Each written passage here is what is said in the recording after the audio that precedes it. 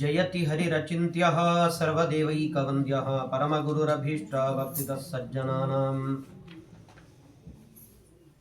ನಿಖಿಲಗುಣಗಣಾರ್ಣೋ ನಿತ್ಯನಿರ್ಮುಕ್ತದೋಷಃ ಸರಸಿಜನಯನೋऽಸೌ ಶ್ರೀಪತಿರ್ಮಾನದೋ ನಃ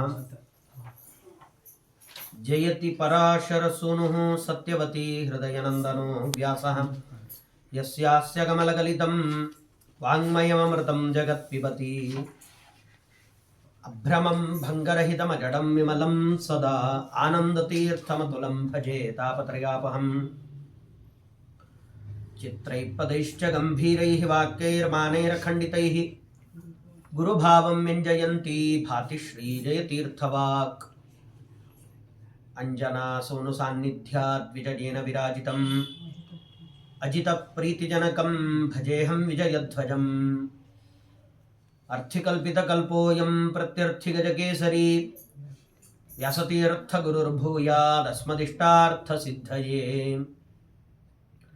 ಮಾಯೀ ಭವೈರಿಣೆ ಮಾಧ್ವರಾದ್ದಾಂತವನಚಾರಿಣೆ ವಚೋ ನಖರಿಣೆ ವಾದಿರಾಜಕೇಸರಿಣೇ ನಮಃ ದುರ್ವಾದಿಧ್ವಾಂತರವಜೇ ವೈಷ್ಣವೇಂದೀವರೇಂದವೇ ಶ್ರೀರಾಘವೇಂದ್ರ ಗುರವೇ ನಮೋ ಅತ್ಯಂತದಯಾಲವೇ ಅನವದ್ಯಾತ್ಮಚಾರಿತ್ರ್ಯಂ ವಾದಿಖದ್ಯೋತಭಾಸ್ಕರಂ ವಿದ್ಯಾಮಾನ್ಯಗುರುನ್ ವಂದೇ ವಿದ್ಯೋತಭಾಸ್ವರಂ ತಪಸ್ವಾಧ್ಯಾಯ ಶುಶ್ರೂಷಾ ಕೃಷ್ಣಪೂಜಾರತಂ ಮುನಿಂ ವಿಶ್ವೇಶಮಿಷ್ಟದಂ ವಂದೇ ಪರಿವ್ರಾಟ್ ಚಕ್ರವರ್ತಿನಂ ಶ್ರೀ ಗುರುಭ್ಯೋ ನಮಃ ಶ್ರೀ ವಿಶ್ವೇಶತೀರ್ಥಗುರುಭ್ಯೋ ನಮಃ ವಂದೇ ವಂದ್ಯಂ ವಿಧಿಭವಮಹೇಂದ್ರಾದಿವೃಂದಾರಕೇಂದ್ರೈಃ ವ್ಯಕ್ತಂ ವ್ಯಾಪ್ತಂ ಸ್ವಗುಣಗಣತೋ ದೇಶತಃಕಾಲತಶ್ಚ ಧೂತಾವದ್ಯಂ ಸುಖಚಿತಿಮಯೈರ್ಮಂಗಲೈರ್ಯುಕ್ತಮಂಗೈಃ ಸಾನಾಥ್ಯನ್ನೋ ವಿದದಧಧಿಕಂ ಬ್ರಹ್ಮನಾರಾಯಣಾಖ್ಯಂ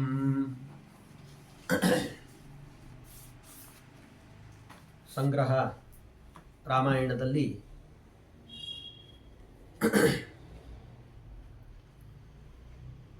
ಮೂರನೇ ಸರ್ಗ.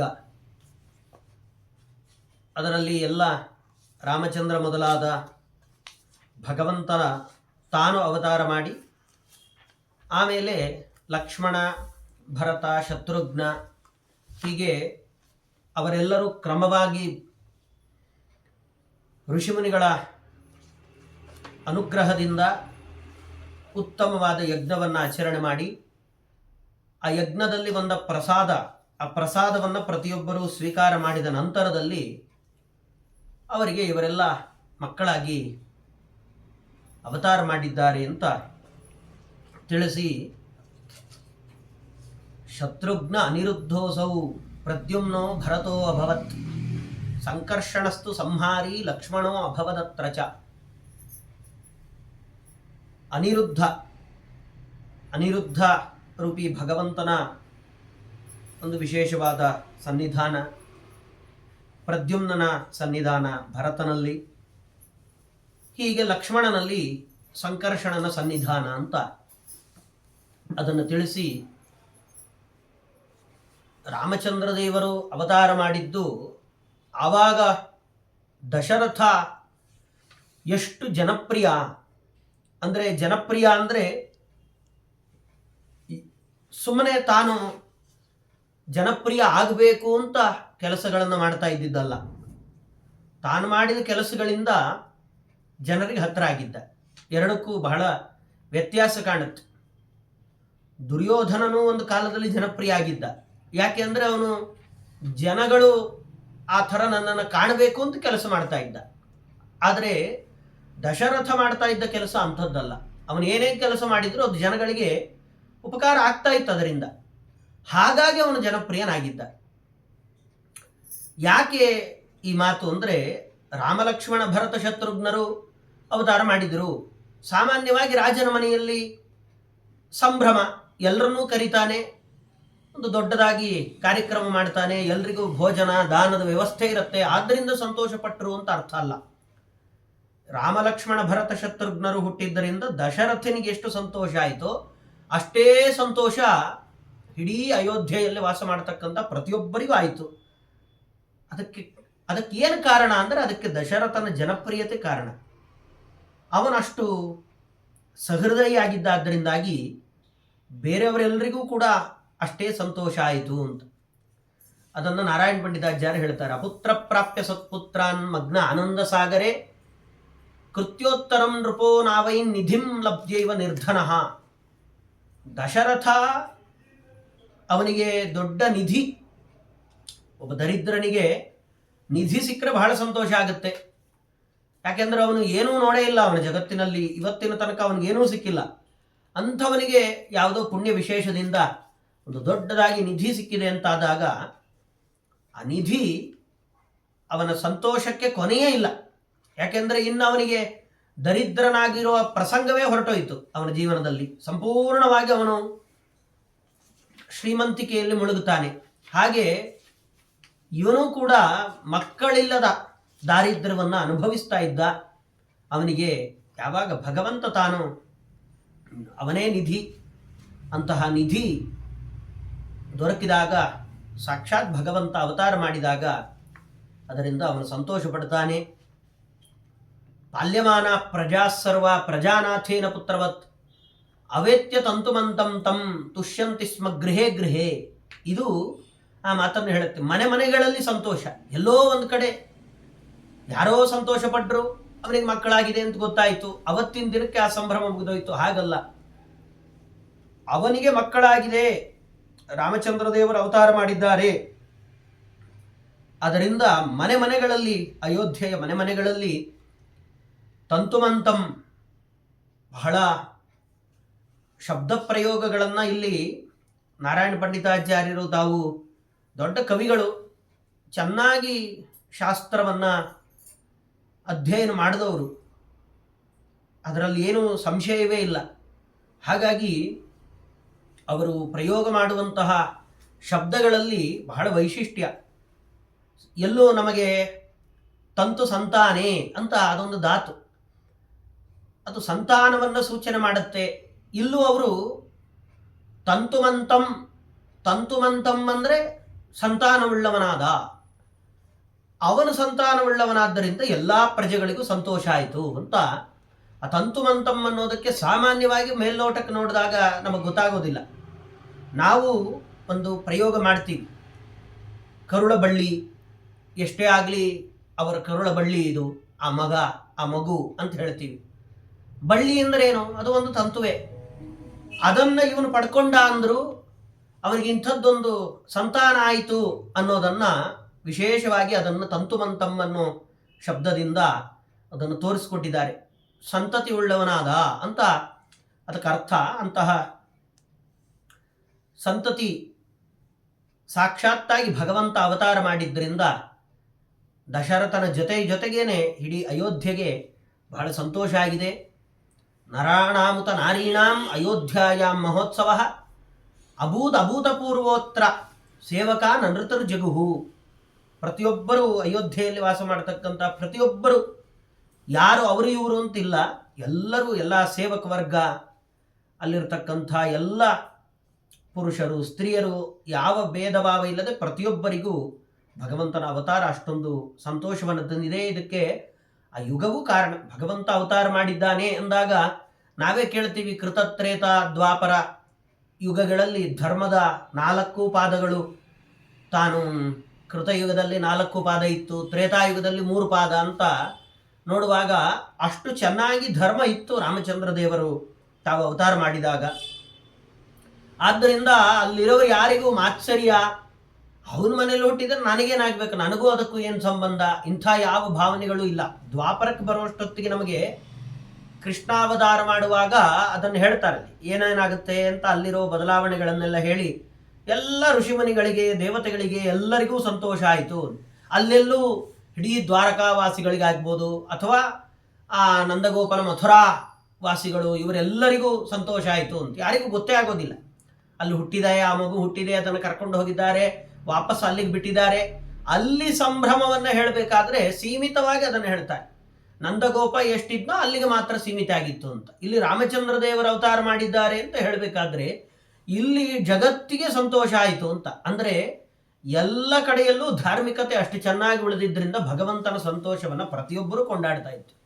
ಆ ದ್ವಾಪರಕ್ಕೆ ಬರುವಷ್ಟರಲ್ಲಿ ಎಲ್ಲ ಸೀಮಿತವಾಗಿ ಯಾರ್ಯಾರು ಭಗವಂತನನ್ನು ನಂಬ್ತಾರೆ, ಯಾರ್ಯಾರು ಭಗವಂತನ ಮೇಲೆ ಜಾಸ್ತಿ ಶ್ರದ್ಧೆಯನ್ನು ಇಟ್ಟುಕೊಂಡಿರ್ತಾರೆ ಅವರಿಗೆ ಮಾತ್ರ ಸಂತೋಷ, ಉಳಿದವರಿಗೆಲ್ಲ ದುಃಖವೇ ಅನ್ನೋ ಹಂತಕ್ಕೆ ಅದು ಬಂದಿತ್ತು. ಹಾಗೆ ಇಲ್ಲಿ ಪ್ರತಿಯೊಬ್ಬರಿಗೂ ರಾಮಚಂದ್ರ ದೇವರ ಅವತಾರ ಅನ್ನೋದು ಸಂತೋಷ ಆಗಿದೆ. ರಾಜ್ಞಿ ಕುಮುದ್ವತಿ ಸುತಾನನೆಂದು ಆನಂದಂ ನಿನ್ನೆ, ಒಂದೊಂದು ಒಳ್ಳೊಳ್ಳೆ ಉಪಮೆಗಳನ್ನು ಕೊಟ್ಟು ಅದಕ್ಕೆ ತಕ್ಕ ಹಾಗೆ ಅದನ್ನು ವರ್ಣನೆಯನ್ನು ಮಾಡ್ತಾರೆ. ಇಲ್ಲಿ ತನಕ ಎಲ್ಲ ರಾಣಿಯರು ಅವರು ಯಾರ್ಯಾರಿದ್ದರು ಪ್ರಮುಖವಾದವರು ಇವರು 3 ಜನ, ಕೌಸಲ್ಯ, ಸುಮಿತ್ರ ಮತ್ತು ಕೈಕೇಯಿ. ಇವರ ಮುಖವನ್ನು ಕುಮುದ್ವತಿ ಅಂದರೆ ಆ ರಾತ್ರಿಯ ಸಮಯದಲ್ಲಿ ಏನು ನೈದಿಲೆ ಅರಳತ್ತೆ ಅದಕ್ಕೆ ಚಂದ್ರನ ಬೆಳದಿಂಗಳ ಕಾರಣ. ಹಾಗೆ ರಾಮಚಂದ್ರ ದೇವರು, ರಾಮಚಂದ್ರ ಅಂತ ನಾವೆಲ್ಲ ಕಡೆ ಹೇಳ್ತೀವಿ, ಆದ್ದರಿಂದ ಆ ರಾಮಚಂದ್ರ ದೇವರು ಅವತಾರ ಮಾಡಿದ್ದರಿಂದ ಈ ಎಲ್ಲ ರಾಣಿಯರು ಅನ್ನುವ ಕುಮುದ್ವತಿ ಅಂದರೆ ನೈದಿಲೆ ಅದು ಅರಳಿತು. ಆವಾಗ ಅವರಿಗೆ ಸಂತೋಷ ಆಯಿತು ಅಂತ ಮನೋರಥಾರ್ಣವಂ ರಾಜ್ಞ ಪೂರ್ಣತಾಂ ತೂರ್ಣಮಾನಯತು, ಅವರಿಗೆಲ್ಲ ಅಷ್ಟು ಸಂತೋಷ ಆಯಿತು ಆ ರಾಣಿಯರಿಗೂ ಕೂಡ. ಯಾರಿಗೆ? ಈ ಕೈಕೇಯಿ ಮತ್ತು ಸುಮಿತ್ರ, ಕೌಸಲ್ಯರಿಗೆ ರಾಮಚಂದ್ರಾದಿಗಳ ಅವತಾರದಿಂದ ಬಹಳ ಸಂತೋಷ ಆಗಿದೆ. ಜಾತಾನ್ ಕುಮಾರಾನ್ ಅಭ್ಯೇತ್ಯ ಪುರಾನ್ಯಾಲಂಭತೋ ನೃಪಃ ಪುರೋಧಸಂ ಪುರೋಧಾಯ ಜಾತಕರ್ಮ ಕರೋಚ್ಯುಚಿ. ಸಂಸ್ಕಾರಗಳನ್ನು ಯಾವುದನ್ನು ಲೋಪ ಮಾಡಲಿಲ್ಲ. ಸಂಸ್ಕಾರದ ಬಗ್ಗೆ ಇಲ್ಲೂ ಮಾತಾಡ್ತಾರೆ ನಾರಾಯಣ ಪಂಡಿತಾಚಾರ್ಯರು. ರಾಮಚಂದ್ರ ದೇವರ ಅವತಾರ ಮಾಡಿದ್ದಾರೆ. ದಶರಥ ಏನು ಮಾಡಿದ? ಅವನಿಗೆ ಆ ಸಂತೋಷದಲ್ಲಿ ಬೇರೆ ಯಾವುದನ್ನು ಅವನು ಮರೀಲಿಲ್ಲ. ಅದಕ್ಕೆ ಅವರು ಹೇಳಿದರು ಹೇಗೆ ಅಂದರೆ, ಯಾರೂ ಮುಟ್ಟೋದಕ್ಕಿಂತ ಮೊದಲೇ ಅವನು ಜಾತಕರ್ಮವನ್ನು ಮಾಡಿದ ಅನ್ನೋದನ್ನು ಬೇರೆ ಯಾರು ಮೊದಲು ಇವನೇ ಬಂದ. ಇವತ್ತಿಗೆ ಜಾತಕರ್ಮ ಅನ್ನೋದು ಹೊರಟೇ ಹೋಗಿದೆ, ಸಂಸ್ಕಾರವೇ ಇಲ್ಲ. ಮಾಡ್ತಾರಲ್ಲ ಅಂದರೆ ಅದು ಯಾವಾಗ? ಅದನ್ನು ಇವತ್ತು ನಮಗೆ ಆಸ್ಪತ್ರೆಗಳಲ್ಲಿ ಅವಕಾಶವೇ ಕೊಡೋದಿಲ್ಲ. ಜಾತಕರ್ಮ ಅಂದರೆ ಏನು? ಯಾರು ಆ ಮಗು ಯಾವಾಗ ಹೊರಗಡೆ ಬರುತ್ತೆ ಆವಾಗ ಹೊಸದಾದ ಆ ಚಾಕು ಅದಕ್ಕೆ ಸಂಬಂಧಪಟ್ಟ ಹಾಗೆ ಅದನ್ನು ತಗೊಂಡು ಅದರಿಂದ ಆ ನಾಳಚ್ಛೇದವನ್ನು ತಂದೆ ಆದವನೇ ಮಾಡಬೇಕು. ಮಾಡಿ ಆಮೇಲೆ ಆ ಮಗುವಿಗೆ ಜೇನುತುಪ್ಪವೋ ಇನ್ನೊಂದನ್ನು ಕೊಡೋದಕ್ಕೆ ಅಂತಿರುತ್ತೆ.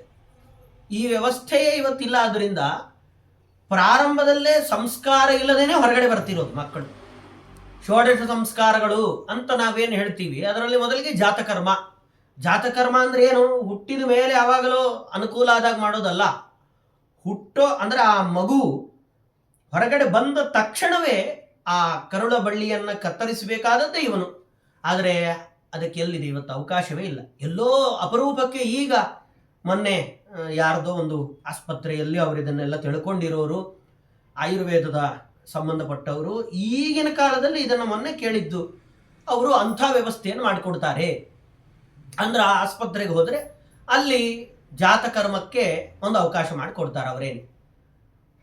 ಅದಕ್ಕೆ ಧೈರ್ಯವೂ ಬೇಕು, ಈಗೆಲ್ಲ ಅದು ಗೊತ್ತೂ ಇರಲ್ಲ. ಆದ್ದರಿಂದ ಆದರೆ ಅಲ್ಲಿ ನಿಂತ್ಕೊಂಡು ಅದಕ್ಕೆ ಏನೇನು ಬೇಕೋ ಆ ನಿದರ್ಶನಗಳನ್ನು ಅವರು ಕೊಡ್ತಾರೆ. ಆದರೆ ಆ ಸಂಸ್ಕಾರ ಅನ್ನೋದು ಮಾತ್ರ ಇವತ್ತು ಪೂರ್ಣವಾಗಿ ಹೊರಟೋಗಿದೆ. ಹಿಂದಿನ ಕಾಲದಲ್ಲೆಲ್ಲ ಇತ್ತು ಅಂತ ಅದನ್ನು ಕೇಳ್ತೇವೆ. ಹಾಗೆ ಜಾತಕರ್ಮಾದಿ ಎಲ್ಲ ಸಂಸ್ಕಾರಗಳನ್ನು ದಶರಥ ತಾನು ಪುರೋಹಿತರನ್ನು ಮುಂದೆ ಇಟ್ಟುಕೊಂಡು ತಾನು ಮಾಡಿದ್ದಾನೆ. ಹೀಗೆ ಎಲ್ಲ ಜಾತಕರ್ಮಾದಿ ಅಂದರೆ ಯಾವ ಸಂಸ್ಕಾರಕ್ಕಷ್ಟು ಬೆಲೆ ಇದೆ. ನಾವೇ ಹೇಳ್ತೀವಿ ಅದನ್ನು. ಚಿನ್ನ ಇವತ್ತಿನ ಬೆಲೆಗೆ ನಾವು ತಗೊಳ್ಳಿಕ್ಕಾಗಲ್ಲ. ಚಿನ್ನವನ್ನು ನಾವು ಉಪಯೋಗಿಸಬೇಕಾದ್ರೆ ಸಂಸ್ಕಾರ ಆದರೆ ಚಿನ್ನ ನಮಗದು ಹೇಗೆ ಸಿಗುತ್ತೋ ಹಾಗೆ ತಗೊಂಡು ಬಂದು ತಗೊಳ್ಳಿ, ಚಿನ್ನ ಬೇಕಾದಷ್ಟು ಸಿಕ್ಕಿದೆ, ಗಣಿಗಾರಿಕೆ ಮಾಡಿದ್ದೀವಿ, ಕಲ್ಲು ಮಧ್ಯದಲ್ಲಿ ಇಷ್ಟಿದೆ ತಗೊಳ್ಳಿ ಅಂತ ಯಾರೋ ಮನೆಗೆ ತಂದು ಕೊಟ್ಟರೆ ಅದನ್ನು ನಾವೇನು ಮಾಡ್ಲಿಕ್ಕಾಗುತ್ತೆ? ಏನೂ ಮಾಡ್ಲಿಕ್ಕೆ ಆಗೋಲ್ಲ. ಅದನ್ನೆಲ್ಲ ತೆಗೆದು ಶುದ್ಧವಾದದನ್ನು ಅವರೇ ಸಂಸ್ಕಾರ ಮಾಡಿ ಆಮೇಲೆ ಅದು ಮಾರುಕಟ್ಟೆಗೆ ಬಂದಾಗ ನಾವು ತಗೊಂಡ್ರೆ ಅದು ಶುದ್ಧವಾದ ಚಿನ್ನ ಅಂತ ಸಿಗತ್ತೆ. ಭೂಮಿಯಲ್ಲೇ ಇದೆಯಲ್ಲ, ಎಷ್ಟು ಬೇಕಾದರೂ ತಗೊಳ್ಳಿ ನೀವು ಅಂದರೆ ನಮಗೆ ಅದನ್ನ ಹೇಗೆ ತಗೊಳ್ಳಿಕ್ಕಾಗುತ್ತೆ? ಹಾಗೆ ಮಕ್ಕಳೆಲ್ಲ ಹುಟ್ಟಿದ ಮೇಲೆ ಅವರೂ ಸುವರ್ಣದಂತೆ ಆಗಬೇಕಾದ್ರೆ ಅವರಿಗೆ ಎಲ್ಲ ಸಂಸ್ಕಾರಗಳು ಬೇಕು. ಲೋಹಕ್ಕೆ ಮಾತ್ರ ಅಲ್ಲ, ನಮಗೂ ಸಂಸ್ಕಾರಗಳನ್ನು ತಿಳಿಸಿಕೊಟ್ಟಿದ್ದಾರೆ. ಇದೆಲ್ಲದಕ್ಕಿಂತ ಹೆಚ್ಚಾಗಿ ಭಗವಂತನಿಗೆ ಇದು ಲೋಕ ನಟನೆ. ಅವನಿಗೂ ಜಾತಕರ್ಮ ಮಾಡಿದ್ರ? ಹಾಗಾದ್ರೆ ಅವನು ಗರ್ಭದಿಂದ ಹೊರಗಡೆ ಬಂದ ಗರ್ಭವಾಸ ಅವನಿಗಿದೆಯಾ? ಅದನ್ನು ಕೂಲಂಕಷವಾಗಿ ಇಲ್ಲಿ ವಿಮರ್ಶೆ ಮಾಡೋದಿಲ್ಲ. ಯಾಕೆ ಅಂದರೆ ಅದು ಗೊತ್ತಿದೆ. ಭಗವಂತ ನಮ್ಮ ಹಾಗೆ ಮಾಡಿದ್ದಲ್ಲ. ಜಾತಕರ್ಮಾದಿ ಎಲ್ಲ ಸಂಸ್ಕಾರಗಳನ್ನು ಮಾಡಿದರು ಅಂತ ಹೇಳ್ತಾರಲ್ಲ, ಅಂದರೆ ಬೇರೆ ಕ್ರಮದಲ್ಲಿ ಆಚರಣೆ ಮಾಡಿರ್ತಾರೆ. ನಾವೆಲ್ಲ ಇವತ್ತು ನೋಡೋ ರೀತಿಯಲ್ಲಿ ಆಚರಣೆ ಮಾಡಿರೋದಿಲ್ಲ. ಹುಟ್ಟಿದ ತಕ್ಷಣ ಅಂದರೆ ಏನು ಆ ಮಗು ಅವತಾರ ಮಾಡುತ್ತೆ, ಅವತಾರ ಮಾಡಿದ ಕೂಡಲೇ ಅದರ ಮುಂದಿನ ಕ್ರಮಗಳೇನೇನಿದೆ ಅಂದರೆ ಉಂಗುರದಿಂದ ಜೇನುತುಪ್ಪವನ್ನು ತಿನ್ನಿಸೋದು ಅಂತ ಬೇರೆ ಬೇರೆ ಏನೇನು ಕ್ರಮಗಳಿದೆ, ಆ ಕ್ರಮವನ್ನು ಮೊದಲಿಗೆ ಇವನು ಮಾಡಿದ ಅಂತ ಇಲ್ಲಿ ಇಟ್ಕೊಳ್ಬೇಕೆ ಹೊರತು ರಾಮಚಂದ್ರ ದೇವರಿಗೆ ಗರ್ಭವಾಸವೇ ಮೊದಲಾದ ಯಾವ ದುಃಖಗಳು ಇಲ್ಲ. ಅವರು ನಮ್ಮಂತೆ ಹುಟ್ಟೋರು ಅಲ್ಲವೂ ಅಲ್ಲ, ಅವರ ಅವತಾರವನ್ನೇ ಮಾಡೋದು ಶುದ್ಧವಾಗಿ ಅಂತ ಅದನ್ನು ಸ್ಪಷ್ಟವಾಗಿ ತಿಳ್ಕೊಳ್ಬೇಕು. ಹೀಗೆ ಜಾತಕರ್ಮಾದಿ ಎಲ್ಲ ಸಂಸ್ಕಾರಗಳನ್ನು ಮಾಡಿ ಆಮೇಲೆ ಅಸಂಖ್ಯವಾದ ಆಶೀರ್ವಚನ, ಯಥೈವಾಸಂಖ್ಯತಾಂ ಯಾತ ವಿಪ್ರೈರುಕ್ತ ಸುತಾಶಿಷಃ ತಥೈವ ರಾಜ್ಞಾ ದತ್ತಾನಿ ವಿತ್ತಾನಿ ಬ್ರಹ್ಮಮಂಡಲೇ. ಬ್ರಹ್ಮಮಂಡಲೆ ಅಂದರೆ ಬ್ರಾಹ್ಮಣರೆಲ್ಲ ಚೆನ್ನಾಗಿ ಆಶೀರ್ವಾದ ಮಾಡಿದರು. ಯಾರಿಗೆ? ಆ ಮಕ್ಕಳಿಗೆ ಮತ್ತೆ ದಶರಥನಿಗೆ ಆಶೀರ್ವಾದ ಮಾಡಿದರು. ಅದಕ್ಕೆ ಇಲ್ಲಿ ಒಳ್ಳೆ ಮಾತು ಹೇಳ್ತಾರೆ.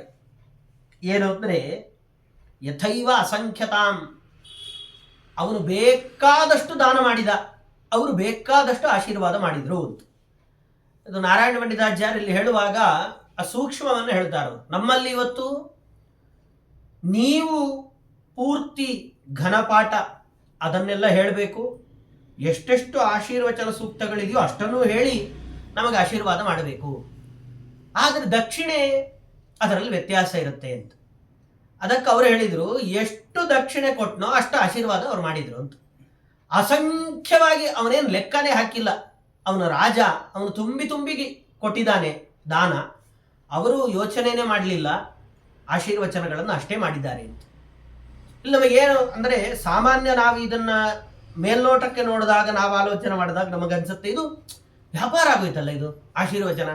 ನೀವು ಜಾಸ್ತಿ ದುಡ್ಡು ಕೊಟ್ಟರೆ ನಾವು ಜಾಸ್ತಿ ಆಶೀರ್ವಾದ ಮಾಡ್ತೀವಿ, ನೀವು ಕಮ್ಮಿ ದುಡ್ಡು ಕೊಟ್ಟರೆ ನಾವು ಕಮ್ಮಿ ಆಶೀರ್ವಾದ ಮಾಡ್ತೀವಿ. ಅಂದರೆ ಇದು ಕಾಲಕ್ಕೆ ಅವರ ಆಗಿನ ಕಾಲದಲ್ಲಿ ಹೇಳಲಿಲ್ಲ, ಅಲ್ಲಿ ಭಗವಂತ ಇದ್ದಾನೆ ಅಂತ ಮುಂದೆ ಅದು ಗೊತ್ತಾಗುತ್ತೆ ಅವ್ರಿಗೆ. ವಿಶ್ವಾಮಿತ್ರಾದಿಗಳು ಬಂದಾಗ ಅವರು ಹೇಳ್ತಾರೆ, ಸಾಕ್ಷಾತ್ತಾಗಿ ಭಗವಂತ ಅನ್ನುವ ಎಚ್ಚರಿಕೆ ವಸಿಷ್ಠಾದಿಗಳಿಗೆಲ್ಲ ಇತ್ತು. ಅವರೆಲ್ಲ ಭಗವಂತ ಇದ್ದಾನೆ ಅಂತ ಪಾರಾಯಣ ಮಾಡಿದ್ದಷ್ಟೇ. ಆಶೀರ್ವಾದ ದಶರಥನಿಗೆ ಮಾಡಿದ್ದು, ರಾಮಚಂದ್ರ ದೇವರಿಗೆ ಆಶೀರ್ವಾದ ಮಾಡಿದ್ದಲ್ಲ ಅಲ್ಲಿ. ಆದರೆ ಈ ಅಂಶಕ್ಕೆ ಎಷ್ಟು ದಕ್ಷಿಣೆ ಕೊಟ್ಟಿದ್ದಾನೆ ಅಷ್ಟು ಆಶೀರ್ವಾದ ಮಾಡಿದ್ದಾರೆ ಅಂದಾಗ ಇದರಲ್ಲಿ ಅವಕಾಶ ಇದ್ದಾಗ, ತನ್ನಲ್ಲಿ ಅಷ್ಟು ಶಕ್ತಿ ಇದ್ದಾಗ, ಶಕ್ತಿಗನುಗುಣವಾಗಿ ದಕ್ಷಿಣೆಯನ್ನು ಕೊಟ್ಟರೆ ಅದಕ್ಕನುಗುಣವಾಗಿ ಆಶೀರ್ವಾದ ಮಾಡಬೇಕು ಅಂತ ಇವರಿಗೆ ಮಂತ್ರಗಳು ಗೊತ್ತಿದೆ. ಇವರು ಗೊತ್ತಿದೆ ಅಂದ ಮಾತ್ರಕ್ಕೆ ಅವನಿಗೆ ಎಷ್ಟು ಆಶೀರ್ವಾದ ಮಾಡಿದರೂ ಅವನ ಯೋಗ್ಯತಾನುಸಾರವೇ ಅದು ತಲುಪೋದು. ಅವನಿಗೇನನ್ನು ಅನುಭವಿಸಲಿಕ್ಕೆ ದೇವರು ಈ ಜನ್ಮದಲ್ಲಿ ಅವಕಾಶ ಕೊಟ್ಟಿದ್ದಾನೆ, ಅದಕ್ಕೆ ತಕ್ಕ ಹಾಗೆ ಇವರ ಆಶೀರ್ವಾದಗಳು ಫಲ ಕೊಡುತ್ತೆ. ಮಿತಿಮೀರಿ ಬ್ರಾಹ್ಮಣರು ಆಶೀರ್ವಾದ ಮಾಡಿದ್ದಾರೆ, ಅದು ಅವನಿಗೆ ತಲುಪತ್ತೆ ಅಂದರೆ ಅದಕ್ಕೆ ಅವನು ಜನ್ಮಾಂತರದಲ್ಲಿ ಯಾವುದೋ ಜನ್ಮಾಂತರದಲ್ಲಿ ಮಾಡಿದ ಪುಣ್ಯವೇ ಇರಬೇಕೇ ಹೊರತು ಹಾಗೇ ದೇವರು ಅವನಿಗೆ ಕೊಡ್ತಾನೆ ಅಂತಿಲ್ಲ. ಆದ್ದರಿಂದ ಇದು ವ್ಯಾಪಾರ ಆಗೋಗುತ್ತಲ್ಲ. ಅಂದರೆ ಯಾರು ಶಾಠ್ಯ ಮಾಡ್ತಾರೆ, ಅಂದರೆ ಲೋಭದಿಂದ ತನ್ನಲ್ಲಿ ಶಕ್ತಿ ಇದ್ದು ತಾನು ಆ ಶಕ್ತಿಗೆ ಅನುಗುಣವಾಗಿ ದಾನವನ್ನು ಮಾಡೋದಿಲ್ಲ, ಅಂಥವನಿಗೆ ಅವನಿಗೆ ಆಶೀರ್ವಾದ ಮಾತ್ರ ಪೂರ್ಣವಾಗಿ ಬೇಕು ಅಂತ ಬಯಕೆ ಇರುತ್ತೆ. ದಾನ ಮಾತ್ರ ನನ್ನ ಕೈಲಿ ಎಷ್ಟಾಗುತ್ತೋ ಅಷ್ಟು ಕೊಡ್ತೀನಿ ಅಂತಿದ್ದವನಿಗೆ ಅದು ಫಲಕಾರಿ ಆಗೋದಿಲ್ಲ ಅಂತ. ಒಂದೇ ಮಂತ್ರವನ್ನೇ ಹೇಳಿ ಆಶೀರ್ವಾದ ಮಾಡಿದರು, ಅನೇಕ ಮಂತ್ರಗಳನ್ನು ಹೇಳಿ ಆಶೀರ್ವಾದ ಮಾಡಿದರು, ಅವನ ಯೋಗ್ಯತಾನುಸಾರ ಅವನಿಗೆ ತಲುಪತ್ತು. ದೇವರು ಅವರನ್ನು ಪ್ರೇರಣೆ ಮಾಡುವಾಗಲೂ ಅಷ್ಟಕ್ಕೆ ಹೇಗೆ ಬೇಕೋ ಹಾಗೆ ಅದೇ ರೀತಿಯಲ್ಲಿ ಪ್ರೇರಣೆ ಮಾಡಿರ್ತಾನೆ. ಆದ್ದರಿಂದ ಇಲ್ಲಿ ಇವನಿಗೆ ದಶರಥನಿಗೆ ಆಶೀರ್ವಾದ ಮಾಡಬೇಕಾದ್ರೆ ಮಾತ್ರ ಅವರು ಯಾವುದೇ ಯೋಚನೆಯನ್ನು ಮಾಡದೆ ದಶರಥನಿಗೆ ಪರಿಪೂರ್ಣವಾಗಿ ಆಶೀರ್ವಾದವನ್ನು ಮಾಡಿದ್ದಾರೆ.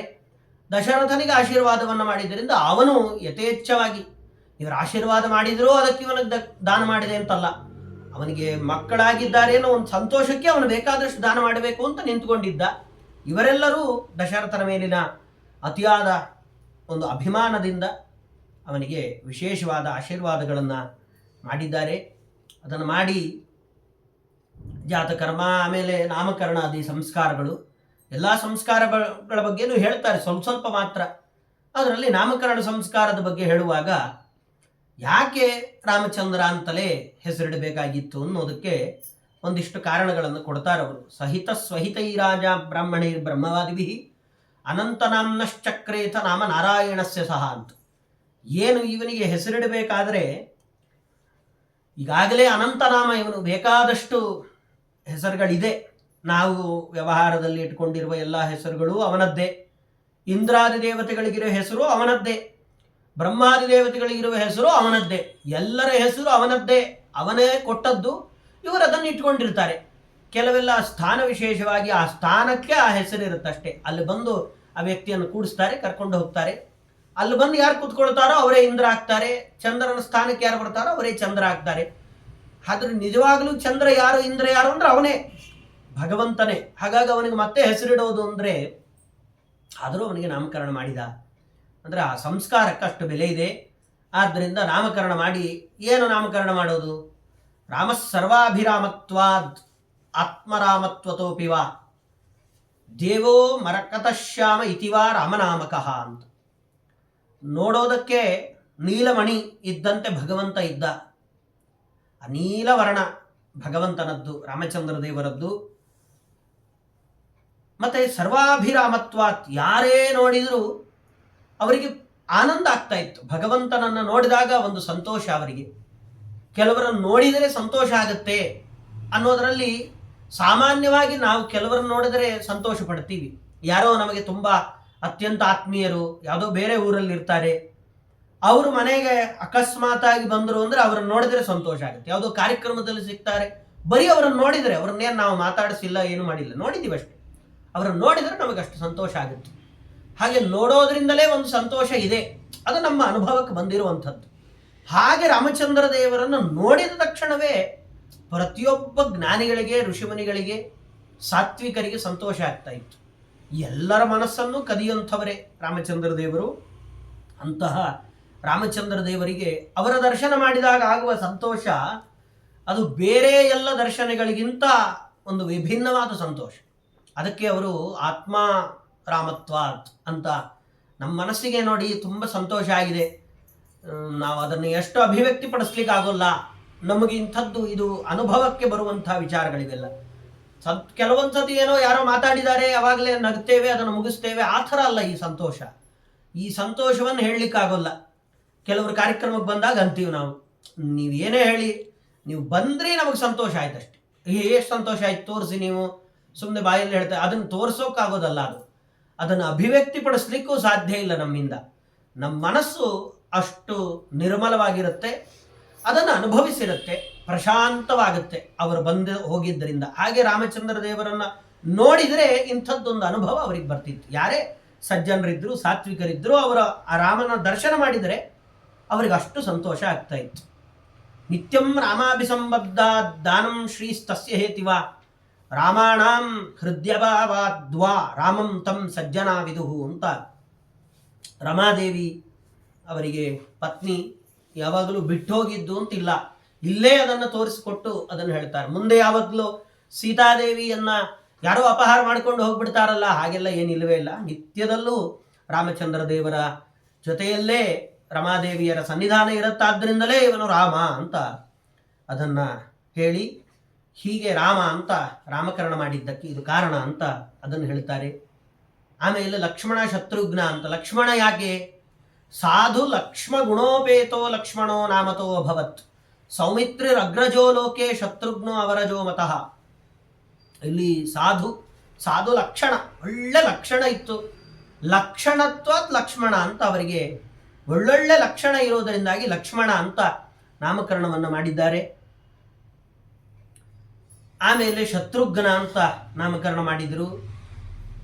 ಕೈಕೇಯಾನಂದನಂ ಪ್ರಾಹು ಭರತಂ ಭರಿತಂ ಗುಣೈ ಕುಮಾರಾಸ್ತೆ ಕುಮಾರಾಭ ಏವಂ ನಾಮಾನಿ ಭೇಜಿರೆ.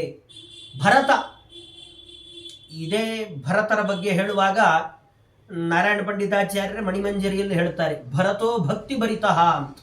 ಭಕ್ತಿ ಭರಿತಃ, ಭಕ್ತಿ ಮೊದಲಾದ ಎಲ್ಲ ಸದ್ಗುಣಗಳಿಂದ ತುಂಬಿದವನಾದ್ರಿಂದ ಇವನು ಭರತ. ತುಂಬೋಗಿದೆ ಗುಣಗಳು, ಅಷ್ಟು ತುಂಬಿದೆ, ಆದ್ರಿಂದಾಗಿ ಅವರಿಗೆ ಭರತ ಅಂತ ನಾಮಕರಣ ಮಾಡಿದ್ದು ಅಂತ ಹೇಳಿ ಅಲ್ಲೊಂದು ಹೇಳ್ತಾರೆ, ಕುಮಾರಾಸ್ತೆ ಕುಮಾರಾಭಾಹ ಅಂತ. ಕುಮಾರಾಭಾಹ ಅಂದರೆ ಷಣ್ಮುಖ. ಆ ರೀತಿ ಷಣ್ಮುಖನಿಗೆ ಒಂದು ಹೋಲಿಕೆ ಅಂತ ಕಾಣುತ್ತೆ ಅಲ್ಲಿ ಹೇಳುವಾಗ. ಅದನ್ನು ಅವರು ಚೆನ್ನಾಗಿ ಹೇಳ್ತಾರೆ. ಅವರು ಕುಮಾರಾಭಾಹ ಅಂದರೆ ಷಣ್ಮುಖನಿಗೆ ರಾಮಚಂದ್ರ ದೇವರು ಆ ಹೋಲಿಕೆಯನ್ನ ಸ್ವಲ್ಪ ನೀಚ ಉಪಮೆ ಅಂತ ಇಟ್ಕೊಳ್ಬೇಕು ಅಂತ. ನೀಚ ಉಪಮೆ ಅಂದ್ರೆ ಅವರಿಗೆ ಅದಲ್ಲ, ಆದರೆ ಅವರಿಗೆ ಉಪಮೆ ಕೊಡ್ಲಿಕ್ಕೆ ಯಾವುದಿದೆ? ಯಾವುದೂ ಇಲ್ಲ. ಅವನಿಗೆ ಅವನೇ ಸಾಟಿ. ದೇವರು ಹೇಗಿದ್ದಾನೆ? ದೇವರಿದ್ದಂತಿದ್ದಾನಷ್ಟೆ. ದೇವರು ಈ ಥರ ಇದ್ದಾನೆ ಅಂತ ಯಾವುದನ್ನೇ ಉದಾಹರಣೆಯಾಗಿ ಕೊಡ್ಲಿಕ್ಕೆ ಹೋದ್ರು ನಾವು, ಅದೆಲ್ಲ ದೇವರಿಗಿಂತ ಕೆಳಗಡೆನೇ ಆಗುತ್ತೆ. ಅವನಿಗೆ ಬೇರೆ ಯಾವುದನ್ನು ನಾವು ಉದಾಹರಣೆಯಾಗಿ ಕೊಡ್ಲಿಕ್ಕೆ ಆಗೋಲ್ಲ. ಅದ್ರ ಉದಾಹರಣೆ ಕೊಡದೇ ಇದ್ರೆ ನಮಗೆ ವ್ಯವಹಾರ ಕಷ್ಟ, ನಮಗೆ ಅರ್ಥ ಆಗೋಲ್ಲ. ಆದ್ರಿಂದ ನಾವು ಯಾವುದೋ ಒಂದು ಉದಾಹರಣೆ ಕೊಡಬೇಕು. ಆ ಉದಾಹರಣೆ ಕೊಟ್ಟಾಗ ಆ ಉದಾಹರಣೆಗೆ ಅನುಕೂಲವಾಗಿ ಅವನಿದ್ದಾನೆ ಅಂತ ತಿಳ್ಕೊಳ್ಬೇಡಿ ಅಂತ ಅವರು ಎಚ್ಚರಿಕೆ ಕೊಡ್ತಾರೆ. ಇದನ್ನು ಕೊಟ್ಟಿದ್ದರಿಂದ ಇವನಿಗಿಂತ ಕೋಟಿ ಗುಣಗಳು, ಕೋಟಿ ರೂಪದಿಂದ ಭಗವಂತ ಉತ್ತಮನಾಗಿದ್ದಾನೆ. ಆದರೆ ನಮಗೆ ಅರ್ಥ ಆಗಬೇಕಲ್ಲ, ನಮಗೆ ಅರ್ಥ ಆಗೋ ದೃಷ್ಟಿಯಿಂದಾಗಿ ಬೇರೆ ಬೇರೆ ದೃಷ್ಟಾಂತವನ್ನು ಕೊಟ್ಟಿದ್ದಾರೆ ಅಷ್ಟೇ ಹೊರತು ಅವನಿಗೂ ಇದಕ್ಕೂ ಅದಕ್ಕೆ ಅದೇ ಸಂಬಂಧ ಅಂತ ಇಟ್ಕೊಳ್ಬಾರ್ದು. ಚಂದ್ರನಂತೆ ಕಾಣ್ತಿದ್ದಾರೆ ಅಂದರೆ ಚಂದ್ರನಂತೇನೆ ಅಂತ ಏನೇನು ಚಂದ್ರನಲ್ಲಿದೆಯೋ ಅದೆಲ್ಲ ಅಂತ ಅರ್ಥ ಅಲ್ಲ. ಸ್ವಲ್ಪ ಯಾವುದೋ ಬೆಳ್ಳಗಿರ್ಬೋದು ಅಥವಾ ದುಂಡಗಿರ್ಬೋದು, ಇಂಥ ಕೆಲವು ಲಕ್ಷಣಗಳನ್ನು ಹೋಲಿಕೆ ಮಾಡಲಿಕ್ಕೋಸ್ಕರವಾಗಿ ಹೇಳಿರೋದು. ಆದರೆ ಭಗವಂತ ಚಂದ್ರನಂತೆ ಅವನ ಮುಖ ಇದೆ ಅಂದರೆ ಚಂದ್ರನಿಗಿಂತ ಕೋಟಿ ಪಟ್ಟು ಮೇಲೆ ಉದಾಹರಣೆ ಕೊಟ್ಟಿದ್ಯಾಕೆ ಅರ್ಥ ಆಗಲಿ ಅನ್ನೋ ದೃಷ್ಟಿಯಿಂದ ಅಂತ ಅದನ್ನು ಇಟ್ಕೊಳ್ಬೇಕು ಅಂತ ಅದನ್ನು ಹೇಳಿ ಕಾವ್ಯ ದೃಷ್ಟಿಯಿಂದ. ಮತ್ತು ಅಲ್ಲಿ ಹೇಳಬೇಕಾದ್ರೆ ಅಲ್ಲಿ ಕುಮಾರಾಸ್ತೆ ಕುಮಾರಾಭಾಹ ಅಂತ ಎರಡು ಆ ಪದಗಳನ್ನು ಸಾಮಾನ್ಯವಾಗಿ ಎಲ್ಲ ಕಡೆಯಲ್ಲೂ ಅವರು ಆ ಸಂಸ್ಕೃತದ ಪ್ರೌಢಿಮೆ ನಾರಾಯಣ ಪಂಡಿತಾಚಾರ್ಯರಲ್ಲಿ ಕವಿಗಳು ಅಂದ ತಕ್ಷಣ ಏನೋ ಒಂದು ಹೇಳಿಬಿಡ್ಬೇಕು, ಒಟ್ಟು ಮುಗಿಸ್ಬಿಡ್ಬೇಕು, ಆ ಥರ ಎಲ್ಲೂ ಮಾಡಿದ್ದಲ್ಲ ಅವರು. ಆ ಪ್ರತಿಯೊಂದು ಕಡೆಗಳಲ್ಲೂ ಆ ಕಾವ್ಯದ ರಸವನ್ನು ತುಂಬಿ, ಯಾಕೆಂದರೆ ಈಗ ರಾಮಾಯಣ ನಮಗೆ ಗೊತ್ತೇ ಇದೆ. ಸಾಮಾನ್ಯವಾಗಿ ವಾಲ್ಮೀಕಿ ರಾಮಾಯಣವನ್ನು ಪಾರಾಯಣ ಮಾಡೋದಕ್ಕೂ ಸಂಗ್ರಹ ರಾಮಾಯಣ ಪಾರಾಯಣ ಮಾಡೋದಕ್ಕೂ ವ್ಯತ್ಯಾಸ ಇದೆ. ಏನು ವ್ಯತ್ಯಾಸ ಇದೆ ಅಂದರೆ ಆ ಶ್ಲೋಕಗಳೇ ನಮ್ಮನ್ನು ಓದಿಸ್ಕೊಂಡು ಹೋಗುತ್ತೆ. ಯಾಕೆ? ಒಂದೊಂದೇ ಪದಗಳನ್ನು ಒಂದೇ ರೀತಿಯಲ್ಲಿ ಪ್ರಯೋಗ ಮಾಡೋದು, ಒಂದು ಕಡೆಯಲ್ಲಿ ಹೇಳಿದ್ದನ್ನೇ ಇನ್ನೊಂದು ಕಡೆಯಲ್ಲಿ ಬೇರೆ ಅರ್ಥ ಬರುವ ರೀತಿಯಲ್ಲಿ ಹೇಳೋದು, ಹೀಗೆಲ್ಲ ಆ ಕಾವ್ಯದ ವೈಶಿಷ್ಟ್ಯವನ್ನು ಅದರಲ್ಲಿ ತುಂಬಿ ನಾರಾಯಣ ಪಂಡಿತಾಚಾರ್ಯರು ಅದನ್ನು ರಚನೆ ಮಾಡಿರೋದು. ಹಾಗಾಗಿ ಎಲ್ಲ ಕಡೆಯಲ್ಲೂ ಅದು ಕಾಣುತ್ತೆ.